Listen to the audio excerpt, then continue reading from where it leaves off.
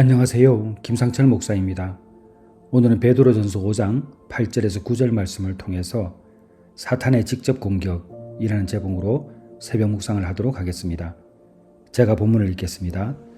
근신하라 깨어라 너희 대적 마귀가 우는 사자같이 두루다니며 삼킬 자를 찾나니 너희는 믿음을 굳건하게 하여 그를 대적하라. 이는 세상에 있는 너희 형제들도 동일한 고난을 당하는 줄을 알미라. 아멘. 우리는 종종 고난을 환경의 문제, 사람의 문제, 어쩌면 단순한 우연이라고 생각할 수도 있습니다. 그런데 성경은 우리 신앙의 여정에 인격적인 대적이 있다고 이야기를 하고 있고 그것은 추상적이질 않습니다. 목적을 가지고 공격하는 그 존재를 말하고 있죠. 그래서 오늘 저는 사탄의 직접 공격이라고 제목을 정했는데 왜 중요하냐면 잘 한번 들어보시길 바랍니다. 사탄은 직접적인 공격을 우리에게 합니다. 어떻게 하느냐? 외적으로 박해를 합니다. 신체적인 고통을 주기도 하고 압박을 줍니다. 오늘 본문을 보시면 아시다시피 우는 사자같이 삼킬 자를 찾는다라고 표현하고 있죠. 이것은 유혹이 아니고 파괴를 의미합니다. 초대교회를 우리가 돌아보게 되면 로마 제국의 조직적인 박해가 있었죠. 단순한 이런 정치적인 충돌은 아니었습니다. 배후에는 교회를 무너뜨리려는 사탄의 직접적인 공격이 있었습니다. 수많은 사람들이 특히 예수 믿는 그리스도인들이 고문과 투옥과 순교를 당했습니다. 이걸 우연이라고 보기는 어렵죠. 그것은 바로 영적인 전쟁이었습니다.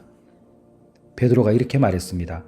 사랑하는 자들아 너희를 연단하려고 오는 불시험을 이상한 일 당하는 것 같이 여기지 말고. 이처럼 사탄은 파괴하려고 하였지만 하나님께서는 그 불을 연단의 도구로 사용하셨습니다. 고통은 있었지만 그 고통이 예수님을 부인하고 하나님으로부터 멀어지게는 하지 못했다는 것이죠. 그리고 사탄은 공격에만 머물지 않습니다. 그러니까 외부적인 공격을 말하는 겁니다. 어떻게 하느냐면 더 엄밀하고 치명적인 방법을 쓰는데 그것은 내면을 향한 공격입니다. 절망이죠. 위대한 설교자였던 찰스 스펄전은 깊은 우울증이 있었습니다. 절망을 반복적으로 경험했죠. 월요일만 되면 깊은 영적인 침체에 빠졌다고 스스로 고백을 한 일이 있습니다. 종교개혁자 마틴 루터도 마찬가지죠. 영적인 기복이 있었고 절망을 경험했습니다. 어떤 경우는 낭떠러지에 떨어진다는 그런 경험도 한 적이 있다고 스스로 고백한 일이 있습니다. 이것은 무엇이죠? 단순한 기질의 문제가 아닙니다. 사탄은 열심히 헌신하고 있는 자를 노립니다. 전력을 다해 사역을 한 다음 날 가장 연약한 순간을 노립니다. 이것이 바로 또 다른 공격이죠. 교회를 위해 헌신하는 사람들에게 영적인 공격이 상당히 있습니다. 왜 그럴까요? 그는 하나님이 쓰시기 때문에 그렇습니다. 내가 열심히 주의 일을 감당하고 있는데 공격이 온다? 여러분 기대하십시오. 하나님께서 이 고비를 넘기시면 더 많은 것으로 여러분을 채워주실 것입니다. 뿐만 아닙니다.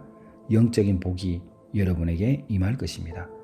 마틴 루터도 마찬가지고 찰스 스퍼전도 마찬가지고 그러한 어려움이 있었지만 이겨내었을 때 그는 죽었으나 지금도 이들의 이름은 하나님 나라에 기록되어 있고 이 땅에서도 기억하는 것입니다. 뿐만 아닙니다. 사탄은 직접 공격을 어떻게 하느냐? 질병과 연약함을 통해서도 공격합니다. 육체적인 질병과 정신적인 질환의 근본 원인을 단정하는 것은 매우 조심스럽습니다. 그러나 우리는 때때로 분별해야 합니다. 질병에는 여러 요인이 있기 때문에 그렇습니다. 여러분도 잘 아시겠지만 육체적인 요인이 있죠. 피로하고 영양이 결핍되거나 생리적인 불균형이 있습니다. 반면에 심리적인 요인도 있죠. 이건 기질과 성격에 따라서 나타납니다. 그리고 우리 인간 자체가 타락한 인간입니다. 그리고 또 하나가 있는데 사탄의 공격입니다. 사탄은 무에서 병을 만드는 존재라기보다는 이미 존재하는 연약함을 활용하는 존재입니다. 피곤한 몸이나 지쳐있는 마음이라든지 상처 입은 마음이라든지 외로운 상황을 발판으로 삼아서 우리에게 병을 주기도 합니다. 그래서 어떤 절망은 단순한 감정이 아니라 영적 공격일 수 있다는 것을 꼭 기억하셔야 합니다. 이유 없이 찾아오는 무기력이나 어떤 일을 열심히 한 다음에 참 몰려오는 공허가 있죠. 특별히 교회를 섬기는 일이나 어떤 중요한 일을 하고 나면은 몰려오는 공허함이 있습니다. 그런데 또 어떤 날은 갑자기 낙심이 돼요. 이것을 모두가 다 영적인 공격으로 분별해야 합니다. 자, 그렇다면 사탄의 직접 공격에 대해서 우리가 어떻게 대응해야 되는가? 베드로전서 5장 9절에 나와 있죠. 너희는 믿음을 굳건하게 하여 그를 대적하라. 여기에서 중요한 단어는 대적하라입니다. 수동적으로 견디라는 말이 아니죠. 적극적으로 맞서라는 것입니다. 마르틴 루터는 자신이 절망에 쌓여 있을 때에 아주 실용적인 방법으로 마귀와 대적을 했습니다. 자, 어떻게 했느냐? 마귀와 말싸움을 하지 않았습니다. 쉽게 그 문제에 들어가지 않았다는 것이죠. 그리고 혼자 고립되어 있지 않았습니다. 가능하면 친구들을 만나서 대화하고 먹고 웃고 노래했습니다. 그리고 육체적인 노동으로 몸을 많이 움직였습니다. 이러한 루터의 조언은 영적 전쟁의 전략입니다. 사탄은 고립되어 있을 때 역사하기 때문입니다. 우리가 병이 찾아왔을 때 적절한 치료를 받아야죠. 그리고 영적인 기도와 함께 육체적인 돌봄이 병행되어야 합니다. 영과 육이 함께 회복이 되어야 되거든요. 그러므로 우리는 지혜롭게 반응해야 합니다. 사탄의 목적은 분명하죠. 헌신한 자를 무너뜨립니다. 그러나 하나님께서는 같은 상황을 통해서도 다른 목적을 이루어 가십니다. 잠깐 고난을 받는 너희를 친히 온전하게 하시며 굳건하게 하시며 강하게 하시며 털을 견고하게 하시니라. 베드로전서 5장 10절입니다.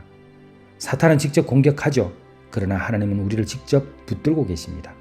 사탄이 아무리 우리를 삼키려 해도 하나님은 우리를 세워주시는 분입니다. 사랑하는 성도 여러분, 이러한 사탄의 직접 공격에 무너지면 절대 안 됩니다. 고립되지 마시고 공동체에서 하나님과 함께 여러분이 서 있을 때 절대 무너지지 않는다는 것을 기억하시기를 바랍니다. 기도하겠습니다. 하나님 아버지, 저희들이 박해 또는 절망으로 고통스러워할 때 하나님께서 은혜를 주셔서 그 모든 것을 이겨낼 수 있도록 도와 주시옵소서. 예수님의 이름으로 기도드렸사옵나이다. 아멘.